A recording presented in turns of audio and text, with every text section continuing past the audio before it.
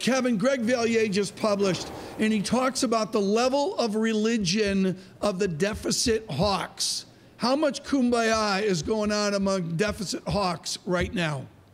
Not much. It was a dramatic display in the Senate late last night when Senate Majority Leader Mitch McConnell spoke with the Senate parliamentarian who ultimately ruled that Senator Bob Corker, the Republican from Tennessee, who had made that compromise with Republican leadership over the so-called trigger point that would trigger a source of revenue if the tax plan doesn't ultimately provide or cost too much money, that was against the rules. And so votes have now been suspended until about 10 or 11 o'clock this morning.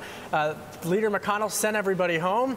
So what does that mean if you're outside of Washington? It means that the vote didn't happen last night, and lawmakers are now waking up this morning with the chance to pass this today or early next week.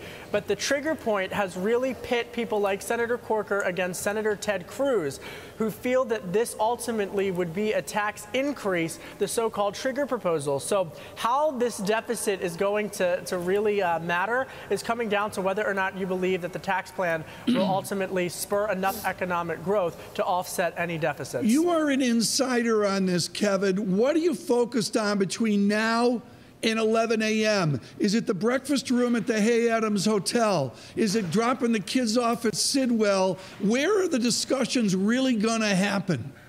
Leader McConnell's office and Senator Bob Corker. But I'm playing this forward into next week because, Tom, here's where the smart observations are going to be. Who are the House of Representatives going to pick to put on the conference committee? This is ultimately going to get out of the Senate, Tom. And the question becomes, when it does get out of the Senate, how are they going to reconcile it with the House version? Yesterday, I interviewed House Financial Services Committee Chairman Jeb Hensarling, and he said that the trigger idea is, quote unquote, bad policy. So this is really going to be a lot of back and forth between the Tea Party and the likes of Senator Bob Corker.